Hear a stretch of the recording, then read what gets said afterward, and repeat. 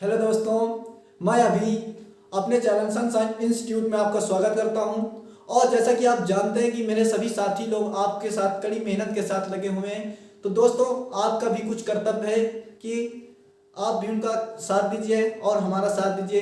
तो दोस्तों मैं बता दूं कि मैं आपको ज्योग्राफी पढ़ाऊंगा, और जैसा कि आप देख भी रहे हैं, तो दोस्तों सबसे पहले टॉपिक पर चलते हैं। अच्छा, हम बताएंगे कि ज्योग्राफी ज्योग्राफी शब्द का अर्थ क्या होता है। सबसे पहले हम ये जान लें ज्योग्राफी शब्द का अर्थ क्या होता है।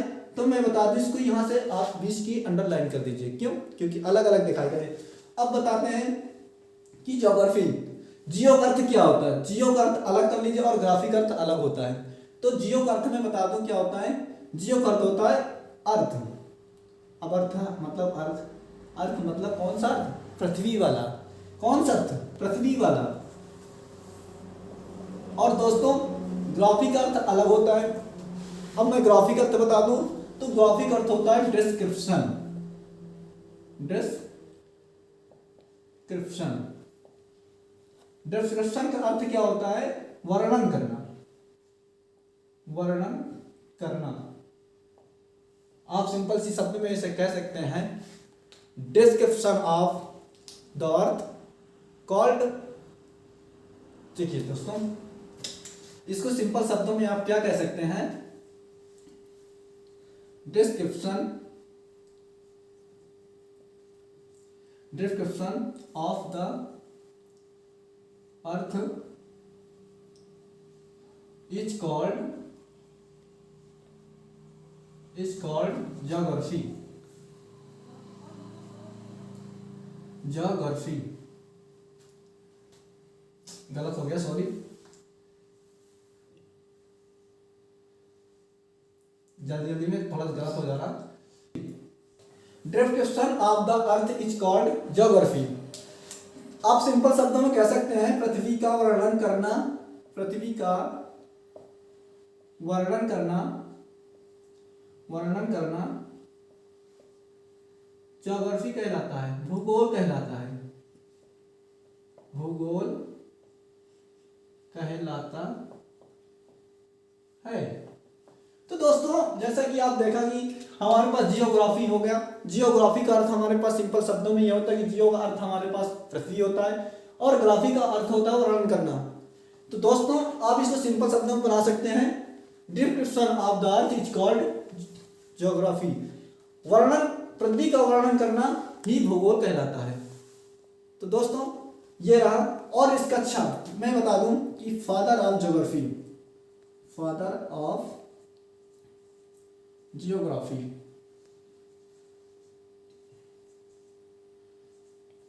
Father of geography. तो फादर ऑफ जियोग्राफी इरेटोस्थेनीज थे, जिनको मैं बता दूं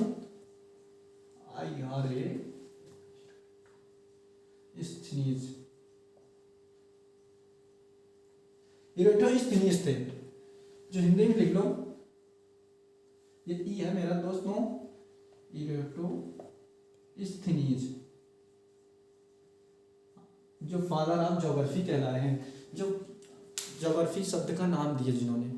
तो दोस्तों हमारे पास बस इससे सिंपल शब्दों में ये रहता है, ये हमारे क्वेश्चन में आ जाता है। बस बेसिकली बात ये है कि जियोग्राफी को हमको किस तरह से समझना है। तो दोस्तों बने रहिए मेरे साथ, और मैं इसी प्रकार का आपको कुछ अच्छे तरीके से लाऊंगा, और मैं आपको बता दूं कि पीडीएफ द्वारा भी पढ़ाया जाएगा।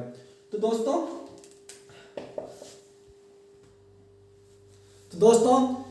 जैसा कि आप देख रहे हैं इंडिया, हम सबसे पहले इंडिया लेंगे, भारत का सामान्य परिचय। और इसको क्यों ले सकता हूँ कि हाँ, क्योंकि हम पहले से इंडिया में हैं और इंडिया को हमको सबसे फैक्ट करना जरूरी है।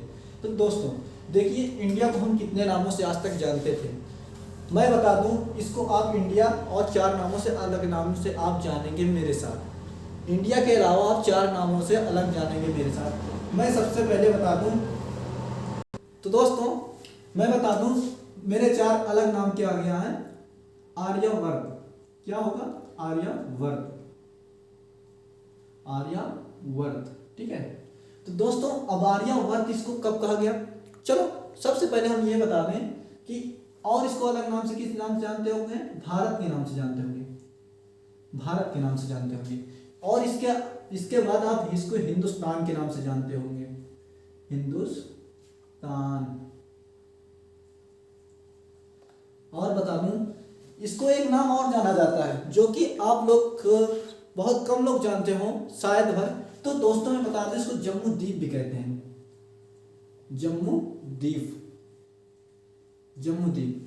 अब इन सब पांचों के नाम कौन कौन कैसे कैसे रखा गया, तो मैं ये बता दूं कि इंडिया को इंडिया किसने कहा था, तो इंडिया को बोला था यूनानियों ने, यूनानियों द्वारा इसको बोला गया था, यूनानियों के द्वारा, यूनानियों के द्वारा इसका इंडिया नाम धरा गया था। और दोस्तों आर्यावर्त जो है, आर्यावर्त जो है, आर्यावर्त जो रखा गया था आर्यों के नाम पर। किसके नाम पर? आर्यों के नाम पर। तो दोस्तों और बता दिए, उत्तर भारत में रहते थे, उत्तर भारत में रहने वाले थे, उत्तर भारत में रहने वाले आर्यों के नाम पर ही आर्यावर्त पड़ा था। और दोस्तों मैं बता दूं, भारत, भारत कैसे पड़ा था, तो ये भरत के नाम पर पड़ा था, भरत के नाम पर पड़ा था। भरत कौन थे? जो भरत के नाम कौन थे, तो आर्यों के राजा जो थे, कौन? आर्यों के राजा, आर्यों के राजा, आर्यों के राजा महाराज जो भी थे, उनके जो राजा थे उनका नाम भरत था, उन्हीं के नाम पर यह भारत पड़ गया था। और दोस्तों मैं बता दूं, हिंदुस्तान, हिंदुस्तान को किसने व्याख्या दी कि हिंदुस्तान कैसे इसका पड़ा, तो इस हिंदुस्तान का नाम ईरानियों द्वारा रखा गया था, ईरानियों द्वारा, ईरानियों द्वारा, ईरानियों द्वारा। और मैं बता दूं, ये ईरानियों हिंदुस्तानी इसको किस प्रकार कहते, इन्होंने सिंधु, ये सिंधु कुछ ऐसा नाम था, सिंधु, ये सिंधु को हिंदू कहते थे, सिंधु नदी को ये हिंदू बोला करते थे। और हिंदू कहते कहते इन्होंने हिंदुस्तान भारत को नाम रख दिया, बस इतना सा फैक्ट है। ये ईरानियों जो थे, ईरानी लोग जो थे, सिंधु क्या करते थे, सिंधु जो नदी को इन्होंने हिंदू बोला और हिंदू के नाम पर हिंदुस्तान इसका नाम रख दिया। तो इनका फैक्ट जो मिला था ईरानियों के द्वारा लिखा गया था। अब मैं बता दूं जम्मू द्वीप, इस जम्मू द्वीप का कैसा नाम पड़ा, ये बौद्ध काल में इसको कहा जाता था, बौद्ध काल में।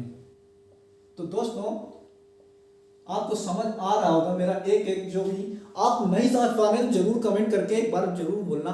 तो दोस्तों कैसे क्या हुआ, आप इंडिया को यूनानियों द्वारा रखा गया था और आर्यावर्त जो रखा गया था उत्तर भारत में रहने वाले जो आर्य निवास करते थे, आर्य निवास करते थे, उन्हीं के नाम पर आर्यावर्त रखा गया था। तो दोस्तों और भारत जो वही आर्यों के राजा जो थे, भारत के नाम पर पड़ गया। और ईरानियों के द्वारा इसका हिंदुस्तान रख दिया गया था। बौद्ध काल में जम्मू द्वीप इसको कहा जाता था। तो दोस्तों समझ में आया होगा और इसी के साथ मैं आगे बढ़ाऊंगा। तो दोस्तों अब हम देखेंगे कि भारत का लोकेशन, ठीक है, भारत का लोकेशन क्या पर पड़ता है। तो दोस्तों देखिए, बस इसका छोटा सा एक फैक्ट है। हम पहले ग्लोब पर इसकी स्थिति देखेंगे, ग्लोब पर इसकी स्थिति क्या है, कहाँ पर हमारा भारत स्थित है। तो दोस्तों ये देखिए ग्लोब होगा, ग्लोब क्या होता है, ग्लोब को हम जान लें तो इसको बता दूं मैं, ग्लोब होता है model of the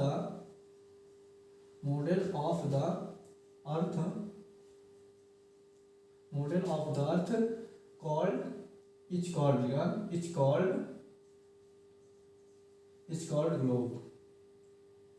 called globe. तो दोस्तों मैं बता दूं कि model of the earth is called globe. पृथ्वी का प्रारूप ही, इसको हिंदी में आप कर लीजिए, पृथ्वी का प्रारूप ही ग्लोब होता है। क्या होता है? ग्लोब होता है, ग्लोब कहलाता है, ग्लोब होता है, जो भी है ग्लोब होता है। तो दोस्तों आप इतना समझ रहे होंगे। देखिए ग्लोब क्या चीज है, जो पृथ्वी का प्रारूप।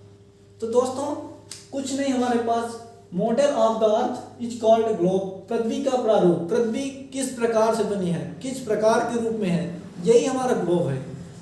तो दोस्तों ये है हमारा ग्लोब। अब बता दो इसमें भारत की स्थिति क्या है। हाँ, ग्लोब में एक शर्त और रखी गई है कि जो ग्लोब होता है उसमें जो दिखा इमेजिनरी लाइन से खींची गई हैं, इमेजिनरी लाइन से मतलब जिसको हम देख नहीं सकते हैं। तो दोस्तों कुछ ऐसा मैं बता दूं, एक हॉरिजॉन्टल लाइन्स होती हैं, हॉरिजॉन्टल लाइन्स बोले तो जो ऐसे ऐसे रेखाएं खींची होती हैं, उसमें ग्लोब में आप ध्यान से, कोई ग्लोब आपके पास होगा तो उसमें हॉरिजॉन्टल लाइन्स बनी होती हैं। तो हॉरिजॉन्टल लाइंस एक अच्छा, हाँ इसमें एक और फैक्ट आ गया।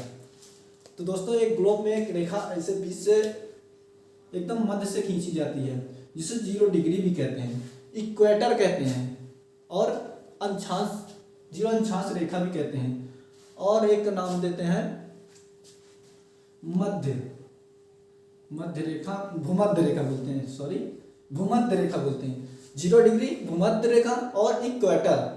तो ये अक्षांश रेखा की 0 डिग्री, एक यहाँ पर उसकी ये क्वेश्चन में भी आता है। आप इसको तीनों नाम से जानिए, इक्वेटर भी कहते हैं इसको दोस्तों, इक्वेटर, और ये पूछा भी जाता है। तो दोस्तों ये एक फैक्ट यहाँ पर से आप बिल्कुल याद रखना। अब मैं बता दूं, इन्हें ही क्षैतिज रेखा कहलाती है। क्षैतिज रेखा मतलब क्षैतिज रेखा मतलब खींची है, क्षैतिज की नहीं खींची हो उन्हें क्षैतिज रेखा कहते हैं, जो अंशांश रेखाएं कहलाती हैं, जो अंशांश रेखाएं कहलाती है। अच्छा ये मैं क्यों बता रहा हूँ, क्योंकि इन्हीं के बीच में भारत यहाँ पर स्थित होगा, मैं उसको आगे चर्चा में लूंगा।